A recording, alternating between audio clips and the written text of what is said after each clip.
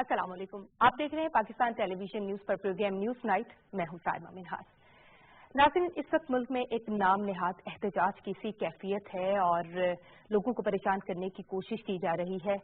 Traffic को रोका गया है, रास्तों को बंद किया गया है और एक नाम नेहाद एहतजाज किया जा रहा है खास ग्रुप एक जमात की जानिब से। मुल्क की सबसे बड़ी अदालत ने जो फैसला किया उसके खिलाफ ये रद्द अमल है और इसी एहतजाज से मुतासिर हुए हमारे प्रोग्राम के एनालिस्ट तजियाकार जनाब राना कैसर साहब आज नहीं पहुंच पाए प्रोग्राम में और उनकी जगह पर हमने जहमत दी है सीनियर सहाफी जनाब अजीम चौधरी साहब को। अस्सलाम वालेकुम चौधरी, हम आपके मशकूर हैं कि आप यहाँ पर तशरीफ लाए। नाज़रीन, हमेशा की तरह हम शामिल करेंगे प्रोग्राम में 3 अहम तरीन मौज़ूआत और पहला हमारा मौजू यही है जो नाम नेहाद एहतजाज किया जा रहा है एक मखसूस जमात की जानिब से, एक तबके की जानिब से और इस पर और इसके अलावा वज़ीर-ए-आज़म इमरान खान ने खिताब किया और अपने खिताब में सबसे अहम बात जो उन्होंने की वो यही कि पाकिस्तान वो वाहिद मुल्क है जिसे इस्लाम के नाम पर हासिल किया गया था, तो फिर यहाँ का कोई भी कानून कुरान और सुन्नत के मुनाफिक किस तरह से हो सकता है। इस्लामी रियासत के तमाम कवानीन जो हैं वो कुरान और सुन्नत के ताबे हैं। इसके अलावा वज़ीर-ए-आज़म ने अपने खिताब में क्या कहा इस पर हम तज्ज़िया भी हासिल करेंगे, आपको ऑडियो भी सुनाएंगे वज़ीर-ए-आज़म इमरान खान के खिताब की, इस पर तफसीलन हम बात करेंगे। हमारा दूसरा मौजू है मकबूजा कश्मीर में भारतीय जारहियत। इस हवाले से ताज़ा तरीन सूरत हाल ये है कि बरतानवी पार्लियामेंट का एक ग्रुप है जिसका नाम है कुल जमाती पार्लिमानी ग्रुप बराए कश्मीर। कश्मीर के लिए ये ग्रुप काम कर रहा है, बहुत एक्टिव है और कल इस ग्रुप की जानिब से एक रिपोर्ट जो है वो लॉन्च की गई। लॉन्चिंग जब की गई तो इस मौके पर सदर आज़ाद कश्मीर सरदार मसूद साहब वहां पर मौजूद थे जो कि साबिक सिफारतकार भी हैं। बरतानवी रुकने पार्लियामेंट लॉर्ड नज़ीर अहमद भी मौजूद थे। इस रिपोर्ट में खासतौर पर यह कहा गया है कि भारत जो है वो कश्मीरियों के कत्ल आम का मुर्तकिब हो रहा है। इस हवाले से हम प्रोग्राम में तफसीलन बात करेंगे।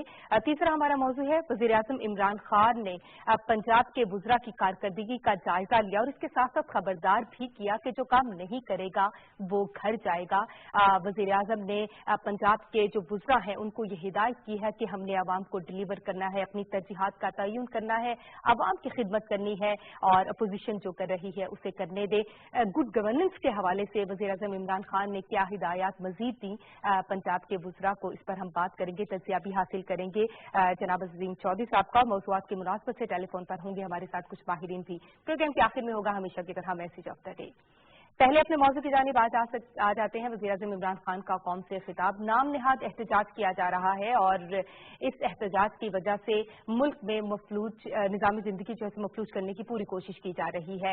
आला अदलिया के लिए नाजेबा अल्फाज इस्तेमाल किए जा रहे हैं, पाक फौज के लिए भी धमकियां भी दी जा रही हैं। इस तमाम सूरत हाल पर मैं चाहूंगी अजीम चौधरी साहब का हम तजिया लें। क्या देख रहे हैं सूरत हाल, ये क्या हो रहा है? सबसे अगर आप मुझे इजाजत दें तो पहले अदलिया के फैसले पर बात कर दीजिए। जरूर। पाकिस्तान की नहीं, दुनिया की किसी भी रियासत के 3 सतून होते हैं और अब तो वैसे 4 सतून कहे जाते हैं। जी, सहाफत भी अब चौथा सतून। जी, एक सतून वो है जो इंतजामिया है, जिसका काम है कि पूरे मुल्क का निजाम, उसका नज्म और नस्क संभाले, लोगों को उनके हकूक दे, उनकी निगहदाश्त करे, उनको परवान चढ़ाए और वो तमाम जरूरियात जो किसी भी बनी नौ इंसान की या रियासत में रहने वाले लोगों की हो सकती है वो पूरा करे। दूसरा है कानून साजी, और कानून साजी इसलिए की जाती है कि ला कानूनियत ना हो। बिल्कुल सही। और ला कानूनियत को अगर आप फितना और फसाद के हवाले से देखें तो फितना और फसाद को रोकने के लिए कानून साजी होती है, क्योंकि ला कानूनियत होगी तब जब फितना और फसाद होगा, हंगामा होगा, लड़ाई मारकुटाई होगी, जोर आवर किसी मजलूम के साथ जुल्म करेगा, ज्यादती करेगा, जबरदस्ती करेगा। और तीसरा है अदलिया, जो इन दोनों की न सिर्फ देखभाल करता है बल्कि इनका एहतसाब भी करता है, मुकन्ना का भी और इंतजामिया का भी नजर रखता है, इन दोनों पर नजर रखता है और रियासत को बैलेंस रखता है। बिल्कुल। अगर अदालती निजाम या अदल का निजाम मौजूद ना हो तो फिर मुआशरा पनप नहीं सकता, फिर मुआशरा एक नासूर के तौर पर पनपेगा और उस नासूर की जो बू होगी उससे कोई भी महफूज नहीं है। बिल्कुल सही, बिल्कुल सही, सबको मुतासिर करेगा। जी, शरंगेजी होगी, फितनांगेजी होगा, लाकानूनियत होगी, माइट इज राइट होगा। तो जिन लोगों ने रियासत के ये 3 असूल या 3 सतून طے کیے انہوں نے کوئی ایک دن میں نہیں کر دیے تھے، اور یہ ہمارے دین کے آنے سے پہلے بھی یہی ستون موجود تھے، ان کا تصور موجود تھا۔ چوتھا ستون اب اخبارات کو، میڈیا کو کہا جاتا ہے، لیکن ذرا آپ یہ غور کیجئے کہ ریاست مدینہ سے پہلے بھی تو دنیا میں ریاستیں موجود تھیں۔ جی بالکل۔ اگر اس سے پہلے کی ریاستیں مثالی ریاستیں ہوتی تو پھر مدینہ کی ریاست کو مثالی ریاست نہ کہا جاتا۔ بالکل صحیح۔ یعنی دنیا بھر کی تاریخ میں آپ اسلام کی تاریخ کو چھوڑ دیں، اس کے علاوہ کسی دوسری تہذیب کو دیکھ لیں، دوسرے تمدن کو دیکھ لیں، دوسرے کسی مذہب کو دیکھ لیں، وہ بھی یہ کہتا ہے کہ جو اسلامی ریاست تھی مدینہ کی وہ ایک مثالی ریاست تھی۔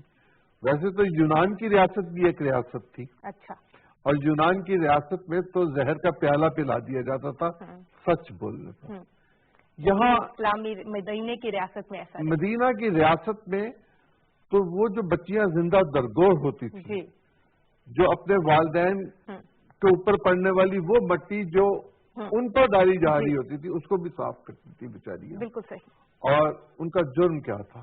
صرف یہ کہ وہ صنف نازک تھی، اور ماں باپ ان کو اس لیے زندہ درگور کر دیتے تھے کہ کوئی ہمارا داماد ہوگا۔ بالکل صحیح۔ یہ جو کانسیپٹ تھے جہالت کے، بالکل صحیح، اور ظلم کے، حضرت بلال کے ساتھ جو کچھ ہوتا تھا ہم سب اس کے پڑھنے والے ہیں، ماننے والے ہیں، اور حضرت بلال کو پڑھے بغیر ہم تاریخ اسلام کو سمجھ بھی نہیں سکتے۔ بالکل بالکل۔ کیا جبر تھا ریاست میں اس وقت کی، جو مدینہ کی نہیں مکہ کی ریاست تھی، اور مکہ وہ جگہ تھی جو تہذیب اور تمدن اور تجارت کے حوالے سے دنیا میں سب سے زیادہ اہم تھا اور برکت۔ اچھا، آپ نے عظیم چودھری صاحب مدینہ کی ریاست کی بات کی، آج جب وزیر اعظم عمران خان نے خطاب کیا، ویسے تو ہمیشہ ہم ان کی زبان سے یہ سنتے ہیں، وہ مثال دیتے ہیں اور وہ یہ چاہتے ہیں کہ پاکستان میں بھی ایسی ہی فلاحی ریاست جو ہے وہ قائم کی جائے، کیونکہ پاکستان اسلام کے نام پر لیا گیا واحد ملک، واحد ریاست جسے اسلام کے نام پر حاصل کیا گیا۔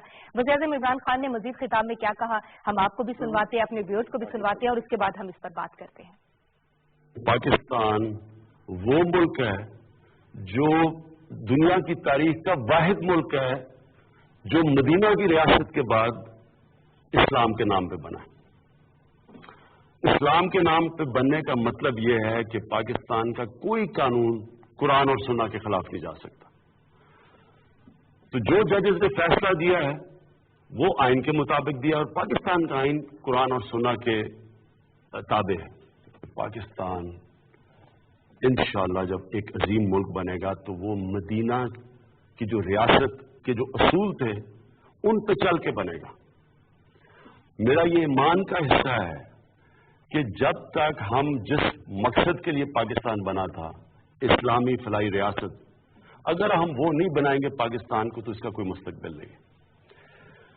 میں یہ بھی سمجھتا ہوں کہ انسان کا ایمان مکمل ہی نہیں جب تک نبی صلی اللہ علیہ وسلم سے انسان عشق نہیں کرتا۔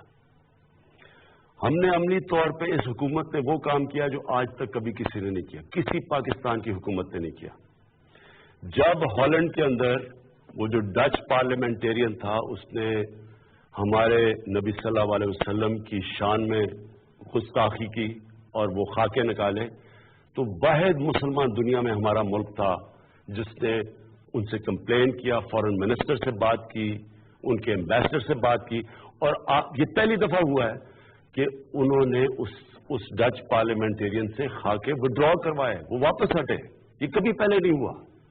پھر واحد پاکستان پہلی دفعہ ہم نے OIC جو مسلمان ممالک کا جو آرگنائزیشن ہے اس پہ جا کے ہم نے ایشو اٹھایا، اور یونائٹڈ نیشنز میں ہمارے فارن منسٹر نے پہلی دفعہ یونائٹڈ نیشن میں ایشو اٹھایا۔ اس کا نتیجہ کیا ہوا کہ European Court of Human Rights اس نے پہلی دفعہ فیصلہ کیا کہ نبی صلی اللہ علیہ وسلم کی شان میں گستاخی کرنا آزادی رائے میں نہیں آتا۔ یہ پہلی دفعہ ہوا ہے۔ میں صرف آپ کو یہ بتا رہا ہوں کہ ہم یہ صرف باتیں نہیں کرتے، ہم نے عملی طور پہ کر کے دکھایا ہے کہ ہم واقعی اپنے نبی صلی اللہ علیہ وسلم کی شان میں کسی قسم کی گستاخی نہیں دیکھ سکتے۔ ہم مسلسل لگے ہوئے ہیں کوشش کرنے کہ اپنی قوم کو نکالیں اپنا جو اس ملک میں پسا ہوا غریب آدمی ہے اس کے لیے حالات بہتر کریں. جو ہم دنیا سے باقی دوست ممالک سے بات چیت کر رہے ہیں کہ یہاں سرمایہ کاری کرو آ کے, اس کا مقصد ہی یہ ہے کہ یہاں بے روزگاری کم ہو یا غربت کم ہو. اب اگر اس طرح کی حرکتیں کرنی ہے کہ آپ سپریم کورٹ کے فیصلے اگر آپ کو پسند نہیں آئے, یعنی یہ کہنے کی یہ کوشش کر رہے ہیں کہ اگر سپریم کورٹ ان کے کہنے کے مطابق, ان کی من پسندی کے مطابق فیصلہ نہیں کرتا تو اس کا مطلب یہ فیصلہ ہی نہیں مانتے, اس کا مطلب سڑکوں پہ آ جائیں گے, ملک کو روک دیں گے. یعنی کوئی ملک چل سکتا ہے ایسے؟ اور اس کا نقصان کس کو ہے؟ ہمارے پاکستانیوں کو, عوام کو نقصان ہے, غریب لوگوں کو نقصان ہے. عشق رسول صلی اللہ علیہ وآلہ وسلم ہم سب کے ایمان کا حصہ ہے. ملک کی سب سے بڑی عدالت اگر کوئی ایسا فیصلہ کرتی ہے کہ جو آپ کی مرضی کا نہیں ہے تو کیا وہ فیصلہ درست نہیں ہے, اس کے خلاف احتجاج کیا جائے گا. اور ہمارا کوئی بھی قانون اسلامی قوانین کے متصادم نہیں ہے, اسلام کے مطابق یہ بھی فیصلہ دیا گیا اسی قوانین کے مطابق. تو پھر عظیم چودھری صاحب اتنا احتجاج, اتنا واویلا, اتنا شور کیوں؟ اور فیصلہ جب لکھا گیا تو سب سے پہلے کلمہ شہادت اس میں تحریر کیا گیا, آیات لکھی گئی, اس کے بعد فیصلہ لکھا گیا. میں چاہوں گی اس پر تجزیہ کریں. دیکھیں, جو ہمارا آئین ہے اس کا جو پریمبل ہے وہ کانسٹیٹیوشن کا بھی حصہ بن چکا ہوا, جس میں لکھا ہوا ہے کہ حاکمیت اللہ کی ہے, بے شک, اور وہ جو منتخب نمائندے ہیں ان کے ذریعے جو قانون سازی کی جائے گی اس میں ایسی کوئی قانون سازی نہیں کی جائے گی جو اسلام کی روح کے منافی ہو. بالکل صحیح. جب ہم قانون کو اس حوالے سے دیکھتے ہیں کہ وہ اسلام کی روح کے مطابق ہو, پھر بھی ہم نے شریعت کوڈ بنا رکھی ہے کہ اگر کسی جگہ کوئی چیز ایسی محسوس ہو تو ہم شریعت کوڈ پہ چلیں. پلیٹ فارم ہے اور شریعت کوڈ پر کسی کو اختلاف نہیں ہے اس ملک میں. ویسے بھی اگر ہم عدلیہ کا احترام نہیں کرتے تو ذرا غور کیجئے نا کہ ہم جن انبیاء کے حوالے سے دین کے مکمل ہونے کی بات کرتے ہیں, ان پر ایمان لاتے ہیں, ان میں ہم حضرت عیسیٰ کو کیسے چھوڑ سکتے ہیں؟ اگر ہم حضرت عیسیٰ پر اور حضرت مریم پر ایمان نہیں رکھتے تو ہمارا دین ہی مکمل نہیں ہوتا. بالکل ایسا ہماری شرائط میں ہے, بنیادی شرائط میں ہے کہ ہم تمام انبیاء پر ایمان لاتے ہیں, تمام کتب پر ایمان لاتے ہیں, ہمارا ایمان مکمل, اور ہم قرآن کو آخری کتاب کے طور پر لیتے ہیں اور رسول اللہ صلی اللہ علیہ وسلم کو آخری نبی کے طور پر ایمان کا حصہ رکھتے ہیں. بالکل. اب ذرا اس بات کو غور کیجئے کہ جب ہمارا جینا, مرنا, رہنا, سہنا سب کچھ ان چیزوں کی بنیاد پر موجود ہے, بالکل, تو پھر ہم کیا کرنے جا رہے ہیں؟ ہم فتنہ پھیلانے کی کوشش کر رہے ہیں. فتنہ فساد. ہم یہ کہہ رہے ہیں کہ وہ جج جنہوں نے فیصلہ کیا وہ واجب القتل ہے, جی, انا للہ و انا الیہ راجعون. وہ جج جو یہ کہہ رہے ہیں کہ محمد سے وفا تو نے تو ہم تیرے ہیں, یہ جہاں چیز کیا لوح قلم تیرے ہیں. وہ جو یہ کہہ رہے ہیں, وہ جو اشہد لا الہ الا اللہ شہادت سے بات شروع کر رہے ہیں, وہ جو یہ کہتے ہیں کہ ہم فیصلہ کرنے سے پہلے دعا مانگتے ہیں کہ اللہ ہم سے ایسا فیصلہ نہ کرا دینا جو دین کے اصولوں کے خلاف ہو یا اس کے مطابق نہ ہو. یہ چیف جسٹس نے پبلکلی کہا تھا. بالکل صحیح. ان ججوں کو ہم واجب القتل کہہ رہے ہیں اس لیے کہ وہ میری منشا کے مطابق فیصلہ نہیں کر رہے. اپنی منشا کی آپ نے بات کی تو یہی میں تھوڑا سا آپ کو روکنا چاہوں گی. ایک خاص گروپ ہے, ایک خاص جماعت ہے, اور جو لیڈ کر رہے ہیں, جو قیادت کر رہے ہیں, مولانا غالباً ان کی ایک اپنی پولیٹیکل پارٹی بھی تو ہے, تو پھر ہم کہہ سکتے ہیں کہ یہ سیاسی ایجنڈا ہے, یہ ایک پولیٹیکل موو ہے. نہیں, اگر میں اسی پر چلا جاؤں تو جن چیزوں کی وہ تشریح کرنے کی کوشش کر رہے ہیں, اسی اسکول آف تھاٹ نے کہا کہ سیاسی جماعتیں غیر اسلامی ہیں, تو پھر تو ان کی اپنی سیاسی جماعت بھی ان کے مطابق غیر اسلامی ہونی. پھر ان کے لوگوں کو چاہیے جو 2-3 لوگ ان کے مختلف اسمبلیوں میں ہیں وہ گھروں کو جائیں. بالکل. مسجد کے ممبر پر بیٹھ کر قوم کو گمراہ کر رہا, بجائے اس کے کہ اللہ اور اللہ کے دین کے ساتھ محبت کا پیغام دیا جائے اور زندگی کے وہ طریقے سکھائے جائیں کہ جس کے مطابق رواداری ہو, مساوات ہو, ایک دوسرے کے خیال کیا جائے, برداشت ہو, یہ سب کچھ اس میں موجود ہو, اور ایک مثالی معاشرہ ہو. مثالی معاشرے کی حالت تو یہ تھی کہ مدینہ میں وہ لوگ جو مدینہ کے رہنے والے تھے انہوں نے اجنبیوں کو اپنے گھروں کا آدھا حصہ دے دیا تھا، اپنی جائیدادیں دے دیا تھا، جب جائیدادیں دے دی آدھا آدھا کاروبار دے دیا، تو مولانا حضرات اس ملک میں جو فتنہ پیدا کرنے کی کوشش کر رہے ہیں دین کے نام پر، تو پھر اللہ کا دین یہ کہتا ہے کہ وہ جو فتنہ پیدا کرنے کی کوشش کرے وہ واجب القتل ہے۔ بالکل صحیح، پھر ان کے خلاف کارروائی ہونی چاہیے، وہ ریاست کرے گی۔ ہاں اچھا، ریاست کو دھمکایا جا رہا ہے، ریاست کو دھمکیاں دی جاتی ہے، ریاست تو دھمکیوں سے مرعوب نہیں ہوتی، اس کے تو اپنے فرائض ہیں۔ اگر آپ غور کیجیے کہ دنیا کی سب سے بڑی اسلامی فوج کے سپاہ سالار کو آپ کہہ رہے ہیں وہ مسلمان نہیں ہے، جی یہ ایک کیمپین ہے، یہ ایک بہت ہی غلیظ ذہنیت کی کیمپین ہے کہ آپ سپاہ سالار کو بھی گالی نکالیں، آپ وزیر اعظم کو بھی گالی نکالیں، آپ وزراء کو بھی گالی نکالیں، آپ پارلیمنٹ کو بھی گالی نکالیں، آپ اعلیٰ عدلیہ کے لوگوں کو واجب القتل کہیں، اور آپ فوج کو یہ پیغام دینے کی کوشش کریں کہ بغاوت کر دو۔ وہ فوج جو دین کے نام پر بنی ہوئی ہے، جس کا تقوی پر ایمان ہے، جو نظم و ضبط کے ساتھ چلتی ہے، جو جہاد فی سبیل اللہ پر یقین رکھتی ہے، آپ اس فوج کو کہہ رہے ہیں کہ اسلامی فوج کے آج کے خالد بن ولید کو یا آج کے کسی اور جرنیل کو، صلاح الدین ایوبی کو یا جنرل باجوہ کو آپ قتل کر دو۔ اور سب سے بڑھ کر یہ کہ وہ فوج کہ جس کی وجہ سے آج ہم آزاد فضاؤں میں سانس لے رہے ہیں، ہمارے بچے محفوظ ہیں، ہم محفوظ ہیں، وہ فوج جس نے اپنے بچوں کی قربانی دے کر ہمارے بچوں کے مستقبل کو سنوارنے کی کوشش کی، وہ فوج جو سمندروں میں اترتی ہے، جو پہاڑوں پر چڑھتی ہے، جو ریگستانوں میں رہتی ہے، جو سرحدوں کی حفاظت کرتی ہے، جو زلزلے میں ہمارے کام آتی ہے، جو خوراک کی سپلائی میں ہمارے کام آتی ہے، جو تیل کی سپلائی میں ہمارے کام آتی ہے، گویا زندگی کے ہر شعبے میں وہ ہمارے کام آتے ہیں جب مشکل کی گھڑی آتی ہے،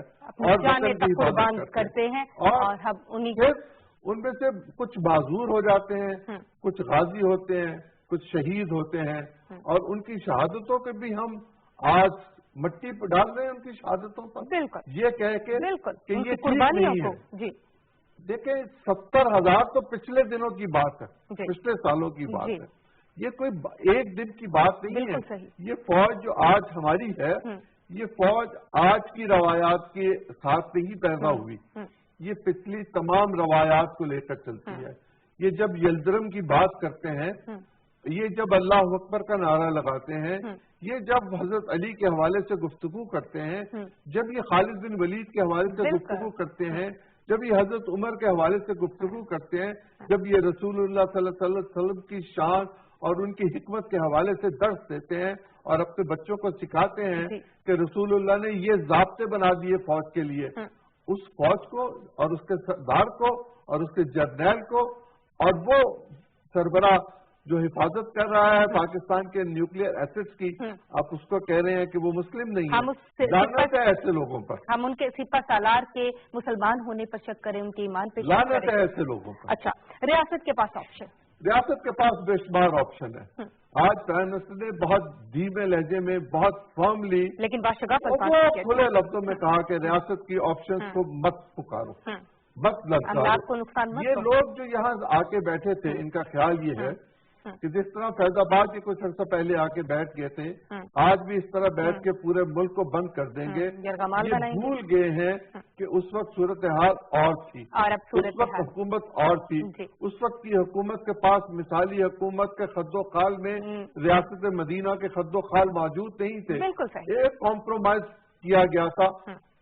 آپ دین پر کمپرومائز نہیں کر سکتے، آپ پاکستان کے ریاستی اداروں پر کمپرومائز نہیں کر سکتے۔ بریک پہ جانا ہے، اس سے پہلے میں مختصر آپ سے جاننا چاہوں گی علماء کا کردار کیا ہو سکتا ہے؟ کیا یہ ہو سکتا ہے کہ ایک وقت جائے؟ علماء کا کردار تو یہ ہے کہ وہ یہ کوشش کر رہے ہیں، جو سیاسی علماء ہیں، کہ کسی طرح حکومت ڈیسٹیبلائز ہو جائے اور ملک پھر انتشار کا شکار ہو جائے۔ چاہیے تو یہ کہ مسجد ممبر یہ اس بات کی طرف لے کر جائیں کہ اس ملک میں فتنہ انگیزی کو ختم کیا جائے۔ بالکل صحیح ہے، لیکن افسوس کی بات یہ ہے کہ ابھی تک کسی سیاسی جماعت کی جانب سے کوئی بیان سامنے نہیں آیا ہے، اور خوشائن بات یہ ہے کہ جس طرح ابھی عظیم چودھری صاحب نے کہا کہ اب صورتحال مختلف ہے، اب حکومت مختلف ہے، اور یہ وزیر اطلاع فواد چودھری صاحب نے ٹویٹ کیا اب سے تھوڑی دیر پہلے، وزیر اعظم عمران خان کی فوج کے سپہ سالار سے ملاقات ہوئی ہے، اور اب سب ایک پلیٹ فارم پر ہیں، اب صورتحال مختلف ہے۔ بریک لینی ہے، بریک کے بعد جب واپس آئیں گے تو بڑھیں گے پروگرام کے دوسرے سیگمنٹ میں دوسرے موضوع کی جانب، آپ ہمارے ساتھ رہیے۔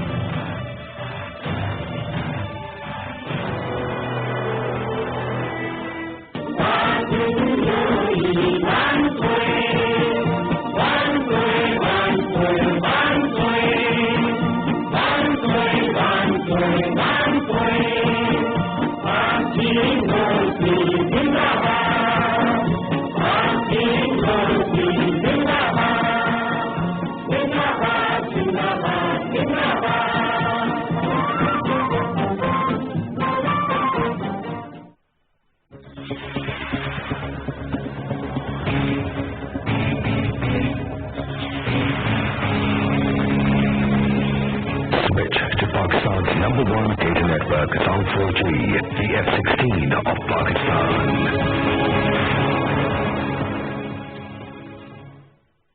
ہمارا مسئلہ صرف ڈیمز ہی نہیں بلکہ آبادی میں تھوڑے عرصے میں بہت زیادہ اضافہ بھی ہے۔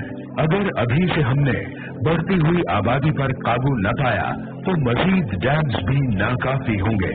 آنے والی نسل اور پاکستان کے بہتر مستقبل کے لیے کنبہ چھوٹا رکھیے، آگے بڑھو پاکستان کے لیے۔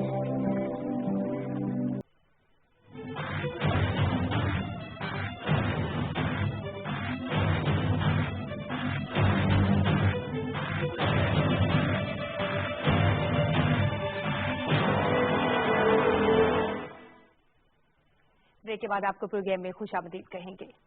ناظرین، آپ کچھ بات کر لیتے ہیں بھارتی جارحیت کی مقبوضہ کشمیر میں، اور اب جو دنیا پر آیا ہو رہی ہے، بھارت کا جو اصل چہرہ ہے وہ دنیا کے سامنے آ رہا ہے۔ برطانوی پارلیمنٹ کا گروپ جس کی جانب سے میں نے آپ سے پہلے بھی ابتدائی میں جس طرح بتایا کہ رپورٹ لانچ کی گئی جس میں بتایا گیا ہے کہ وہاں پر مقبوضہ کشمیر میں کشمیریوں کا قتل عام کیا جا رہا ہے بھارت کی جانب سے۔ اس سے پہلے اس گروپ نے جب وزٹ کرنا چاہا وہاں لائن آف کنٹرول پر آزاد کشمیر میں، تو پاکستان نے تو تعاون کیا، وہاں انہیں وزٹ کروایا گیا، لیکن بھارت نے تعاون کرنے سے انکار کر دیا، اور اس طرح کی روش بھارت نے ہمیشہ سے اپنائی رکھی ہے، اور اب وہ ہمیں زیادہ پہلے سے خبردار دکھائی دیتا ہے۔ کیا کہیے گا آپ کو کیا لگ رہا ہے سر کہ وسائی کیوں نہیں دیتا بھارت؟ اس کو یہی ڈر ہے کہ جو ہم کر رہے ہیں صورتحال وہ دنیا پر اب آہستہ آہستہ یہاں ہوتی جا رہی ہے اور اب چھپانا مشکل ہو رہا ہے؟ اس طرح ہمارے آج کے شرپسند ملاؤں کے پاس کوئی جواز نہیں ہے کہ وہ شر کیوں پیدا کر رہے ہیں، ایسا ہی بھارت کے پاس یہ بھی تو مسلمانوں کے ساتھ زیادتی کر رہے ہیں۔ بالکل۔ اور بھارت کیا کر رہا ہے؟ بھارت بھی وہی کام کر رہا ہے۔ یہ پاکستان کے اندر ایک نیا بھارت بنانا چاہتے ہیں۔ یہ پاکستان کے اسلامی تشخص کو فروغ اختلافات کے ہوا دے کر ایسا بنانا چاہتے ہیں کہ دنیا یہ کہے کہ اسلامی ریاست کا تصور اب ناپید ہو چکا ہے اور یہ نہیں ہونا چاہیے۔ یہی کام بھارت وہاں کر رہا ہے۔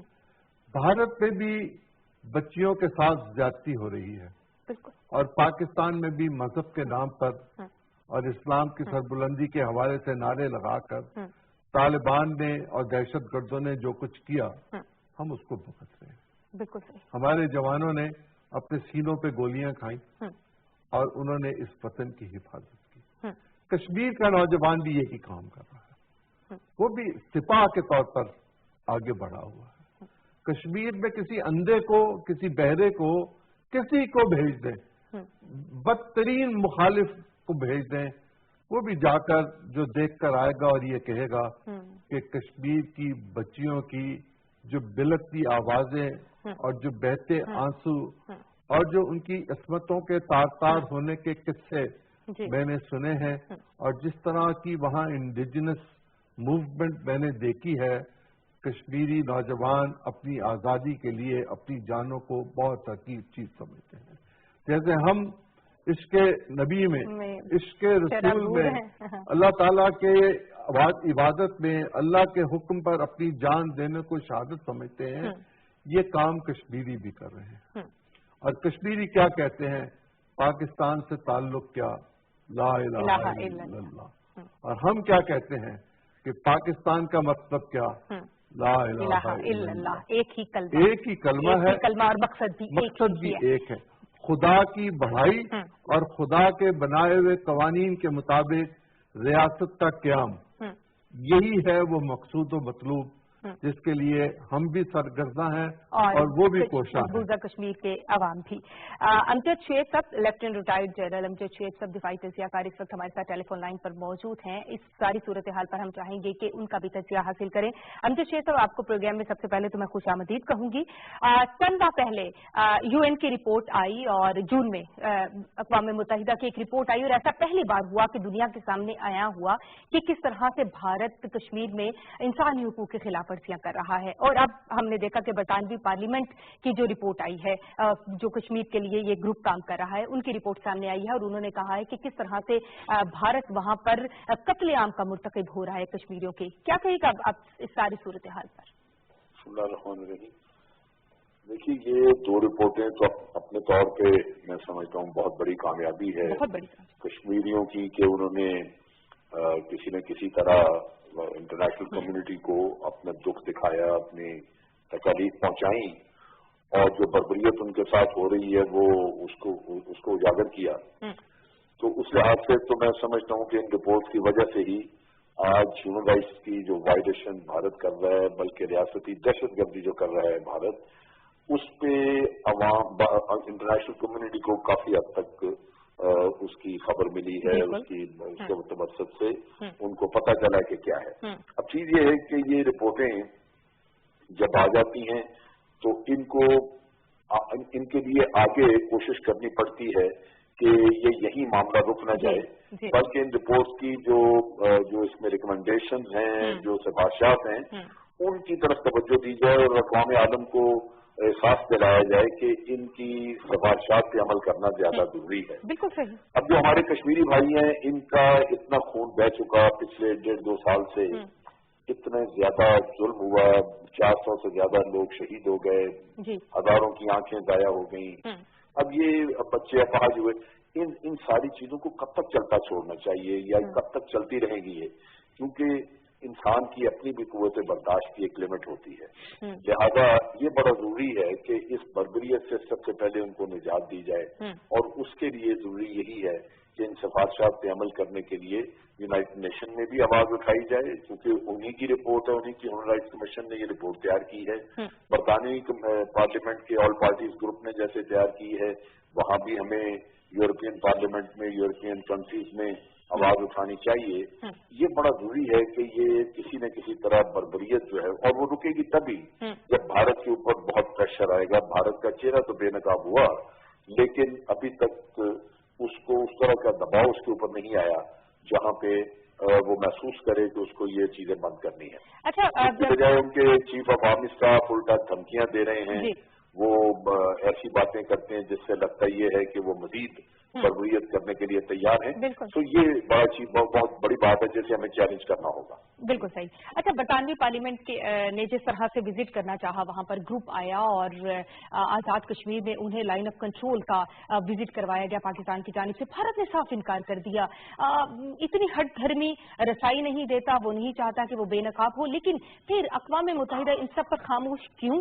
اور برطانوی پارلیمنٹ اب اس میں کتنا بڑا کردار ادا کر سکتا ہے اس بات کو بار بار رجسٹرڈ کروانے میں، اس کی تشہیر کرنے میں بھارتی رویے کی؟ بات یہ ہے کہ اگر ہم اقوام متحدہ کی تاریخ دیکھیں، اقوام عالم کی سیاست دیکھیں، تو آپ 2-3 چیزیں جو سامنے آتی ہیں وہ یہ ہے کہ پہلی بات یہ کہ اقوام عالم کی جو سیاست ہے وہ ٹوٹلی کلیتاً مفادات پہ مبنی ہے. اس میں اخلاقیات کا، انصاف کا کوئی دخل نہیں ہوتا. وہ منافقت پہ مبنی ہوتی ہے، مفادات پہ مبنی ہوتی ہے. سو یہ تو ہمیں نظر آتا ہے. ورنہ تو اگر آپ کو یہ جمال خشوگی کا मरना नजर आ गया, उसकी कत्ल और उसके ऊपर इतना मामला दुनिया मचा रही है, तो कश्मीरी तो बेचारे हजारों सैकड़ों के हिसाब से बेचारे चले गए, तो उनका तो बड़े जल्दी नजर आना चाहिए था। और इसी तरह दूसरी तरफ ये चीज आ जाती है कि ये जो इंटरनेशनल कुव्वतें हैं, उन्होंने इसके ऊपर अजादाबारी कायम की हुई है यूनाइटेड नेशन के ऊपर, उनकी आलाकार बन चुकी है। तो इस लिहाज से भी बड़ा मुश्किल होता है जब तक कि इनके सोए जमीरों को झंझोड़ा न जाए, उसके लिए जद्दोजहद न की जाए। ये बड़ा मुश्किल है कि कोई अपने मुफादात छोड़ के आपके लिए इंसाफ का साथ देना चाहेगा। ये दुनिया का दस्तूर है और हमें मेरा ख्याल है इसके लिए मेहनत करनी होगी। बिल्कुल सही। मैं चाहूंगी सर अगर आप कोई सवाल करना चाहें। नहीं, कोई सवाल नहीं जल्द साहब से। चले सही, बहुत शुक्रिया आपका जज शुएब साहब, आपके तजज़िये और आपके वक्त का। बहुत सही कहा कि बहुत बड़ी कामयाबी है हमारे लिए और कश्मीरियों के लिए कि उनका मुकदमा जो है वो और बेहतर तरीके से दुनिया के सामने अब आ रहा है, दुनिया ये देख रही है। लेकिन कश्मीर कमेटी ने पाकिस्तान की जो थी अब तक क्या काम किया, अब हमारे जिम्मे क्या है कि हम इस सारे को बरतानवी पार्लियामेंट के तो हम शुक्रगुजार हो रहे हैं। आजाद कश्मीर के सदर ने भी कहा कि हम शुक्रगुजार हैं कि उन्होंने ये रिपोर्ट दुनिया के सामने लॉन्च किया, लेकिन अब हमारा क्या काम बनता है पाकिस्तान का? किसी सफीर की एक लिखी हुई किताब मैंने पढ़ी जिसमें उन्होंने लिखा कि पाकिस्तान की कश्मीर कमेटी के साबिक चेयरमैन मौलाना फजलुर रहमान साहब कतर के बारे में लिखा या कुवैत के बारे में लिखा, शायद कुवैत के बारे में लिखा कि वो कश्मीर कमेटी के हवाले से वहां आए और आकर उन्होंने वहां के जो ज़कात का निज़ाम का महकमा था उनको दरख्वास्त की कि हमारे मदरसों के लिए ज़कात दे दें। ये उन्होंने ये आगे से कहा कि लाइए PC1 वगैरह कहाँ है, पूरी रिपोर्ट दीजिए हमें। तो कहा वो तो मैं नहीं लेके आया, अगर आपने देनी है तो नकद ही दे दें। अब तो अगर हमारी कश्मीर कमेटी ये कर रही थी और एम्बेसडर ये लिख रहे हैं तो फिर उफ्तुफ ही कर सकते हैं। अब जरा दूसरा चैप्टर देख लीजिए। अगर मेरी बात कश्मीर मीडिया वाले सुन रहे हैं तो ये जो लोग इस कमेटी के मेंबर्स थे इनके साथ मुसलसल राब्ता रखा जाए और उनसे पूछा जाए कि आपकी जो रिपोर्ट थी उसकी ऑथेंटिसिटी के लिए आपने किस किस से राब्ता किया और आपने इसको कहाँ कहाँ मुश्तहिद करवाया। उसका नतीजा ये होगा कि उन पर भी एक प्रेशर होगा और वो उस कमेटी को लेकर मुतहरिक रहेंगे और दुनिया भर में हमारी आवाज तो शायद ना सुनी जा सके, लेकिन ब्रिटिश कमेटी की रिपोर्ट जो है और UN की रिपोर्ट उसकी आवाज जरूर सुनी जाएगी। चाहे जाए कि हमारे फॉरेन मिनिस्टर बहुत दो टोक अल्फाज में बहुत तवील अरसे के बाद कश्मीर के हवाले से बहुत जरूरतमंदाना बात कर आए यूनाइटेड नेशन में बहुत अरसे के बाद। शिमला समझौते के बाद ये समझा जाता था कि हम कश्मीर के बारे में किसी बैनुल अक़वामी फोरम पर बात नहीं कर सकते। उन्होंने उस जुलूस को तोड़ा और उन्होंने इंटरनेशनल फोरम पर बात की और बर्बरियत की बात भी की जो वहां हो रही है। हमें चाहिए कि हम दुनिया में मुख्तलिफ अपने सफारत खानों के जरिए एक तस्वीरी नुमाइश, एक क्या हम 50 तस्वीरी नुमाइशें कर सकते हैं जितना वहां जुल्म है, और ये तमाम का तमाम अगर हम इंटरनेशनल मीडिया को एक दफा दिखा दें तो ह्यूमन राइट्स वाले थोड़े भी जागेंगे और उन्हें भी ये एहसास होगा कि सिर्फ ईस्ट तैमूर में ही जुल्म नहीं था, वहां ही सिर्फ प्लेबिसाइट नहीं चाहिए था, यहाँ तो यूनाइटेड नेशंस के एजेंडे पर मौजूद है, यहाँ तो सिक्योरिटी काउंसिल के रेजोल्यूशंस मौजूद हैं, और अगर यहाँ हम नहीं करवाएंगे तो इर्द गिर्द 4 न्यूक्लियर ताकतों के दरमियान मामलात में अगर कोई खराबी हो गई तो फिर उसकी जिम्मेदारी दुनिया में कौन उठाएगा।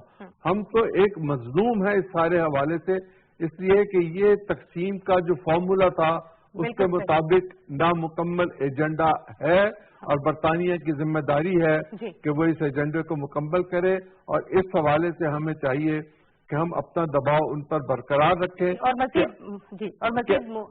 और अगर हमारे पास कोई आए तो हम उसको LOC पे ले जाएं, भले इंडिया उसको गोली मार दे। बिल्कुल सही।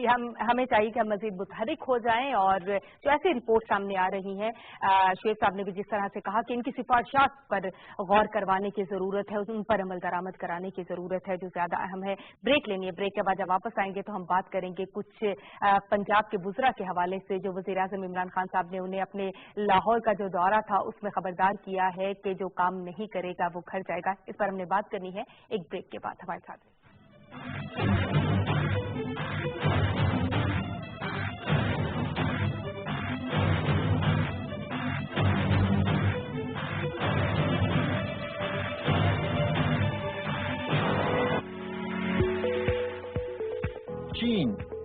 चश्म बरा है अपने दोस्त मुल्क पाकिस्तान के वजीर आजम इमरान खान के दौरा चीन के लिए। दोनों मुल्कों के माबैन ताल्लुकात को मिलेंगी अब नई जहतें, नई समतें और होंगे मुआहदे। ज़ेर बहस आएंगे दो तरफा मामलात और बाहमी दिलचस्पी के अमूर। दौरा चीन में वजीर आजम इमरान खान के हमरा होगा एक आला सतही वक्त। वजीर आजम इमरान खान जाएंगे शिंघाई और शामिल होंगे बैनुल-अक़वामी इम्पोर्ट एक्सपो में, जहां पाकिस्तानी मसनूआत बनेगी मरकज़े निगाह। दौरा चीन खोलेगा नए इक़्तिसादी और मुआशी दरवाजे, हासिल होंगे नए मौके।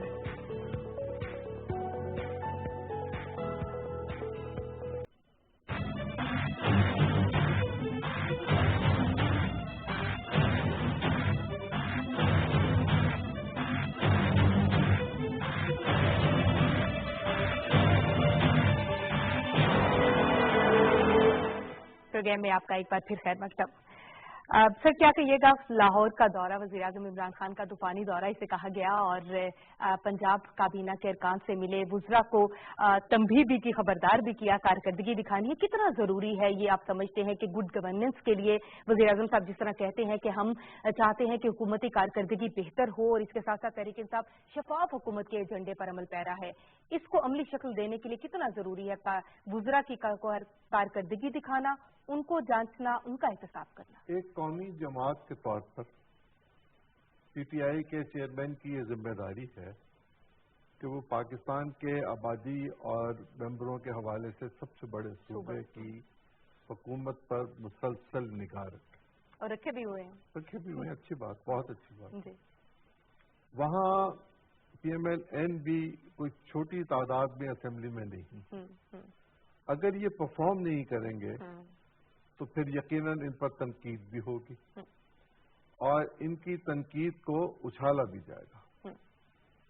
जरूरत इस बात की है कि अगर कोई कौमी एजेंडा जो यकीनन वो तय कर चुके हुए हैं और जिसके आइंदा चंद दिनों में ऐलानात मुतवक्को हैं उनकी पॉलिसी की सूरत में, उसकी इम्प्लीमेंटेशन के लिए सबसे बड़ी एग्जाम्पल पंजाब होनी चाहिए। इसलिए कि पंजाब में 10 साल के जिस दौरे हुकूमत को लोग बात करते हैं उसके हवाले से, उसके अंदर की खामियां निकाल कर लोगों को बताने की जरूरत है कि उसके अंदर ये खामियां मौजूद थी और इस पर ये एक आयरन कर्टन डाला हुआ था।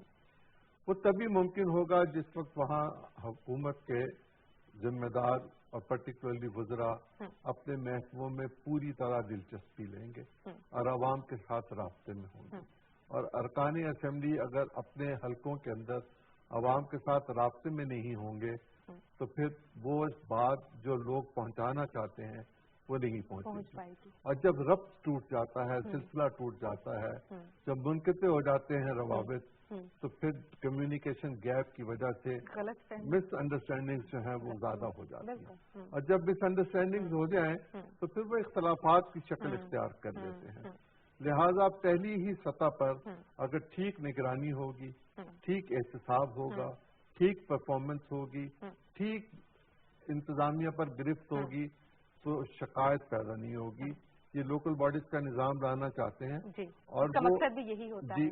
और उसकी भी कामयाबी का इन्हिसार इस बात पर होगा कि ये जितना अर्सा इनके पास है इतने अरसे में ये किस तरह डिलीवर कर सके।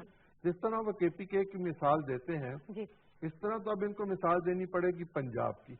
पंजाब में वो जो रवायती बरतानवी साम्राज्य का दिया हुआ निजाम मौजूद है उसको तोड़ना है, उसको तोड़ना है, उसकी जगह नए निजाम को लेकर आना है, उस मिजाज को तब्दील करना है। अच्छा, लेकिन अजीम चौधरी साहब इसके साथ साथ वज़ीर आज़म ने वहाँ पर जो अच्छे काम हो रहे हैं उनको खबरदार तो किया, लेकिन ये भी कहा कि तजावुज़ात के हवाले से कब्जा माफी के खिलाफ जो ऑपरेशन हो रहा है और वहाँ पर जो मुसाफिर खाने बनाए गए हैं ये एक अहसन इकदाम भी उन्होंने भी ये तमाम करार दिए।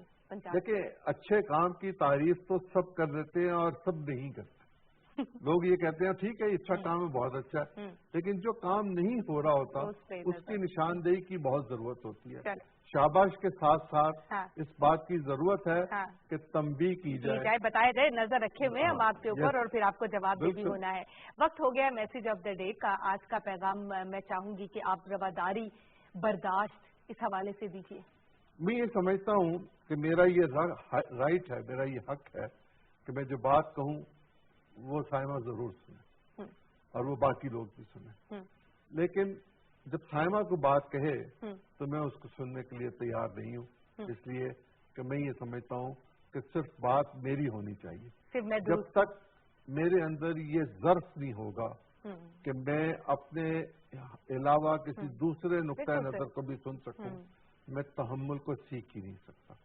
और जब तक मुझ में तहम्मुल नहीं होगा मुझ में बुर्दबारी नहीं होगी, और जब तक मुझ में बुर्दबारी नहीं होगी मैं इख्तिलाफ राय को समझ ही नहीं सकता। और इख्तिलाफ लड़ाई नहीं होती, वो रहमत का बायस होता है अगर उसके नतीजे से खैर निकल आए। लेकिन जिस तरह शर फैलाने की कोशिश कर रही है, रियासत की जिम्मेदारी है कि वो जिसको वाकई आईनी शिकंजा कहते हैं उस आईनी शिकंजे के साथ रवादारी को पाश पाश करने वालों को जकड़ ले और उनको इबरतनाक सजा दे। इनके फाइनेंसर्स को दहशतगर्दी के जुमरे में लाया जाए और इनको जो फैसिलिटेट कर रहे हैं वो भी दहशतगर्दों के साथी हैं। इनका एहतसाब बहुत जरूरी है और एहतसाब करते हुए ये ना देखा जाए कि मैं ये रवादारी में इसको छोड़ दूं, नहीं। जो फितना फैलाता है उसका एहतसाब दीनी तौर पर हम पर लाजिम है। अजीम चौधरी साहब, आपने जिस खूबसूरत अल्फाज में ये आज का पैगाम दिया है, मैं उतने खूबसूरत अल्फाज में से वाइंड अप भी नहीं कर पाऊंगी, तो इसी खूबसूरत पैगाम के साथ मैं आप सबसे भी इजाजत चाहूंगी। अजीम चौधरी साहब, आपका बहुत शुक्रिया आपके वक्त का। पूरी न्यूज नाइट की टीम के हमरा आपसे इजाजत चाहूंगी। आपसे हमारी मुलाकात होनी है अब अगले हफ्ते। अपना रखिएगा बहुत सा ख्याल। अल्लाह हाफ़िज़।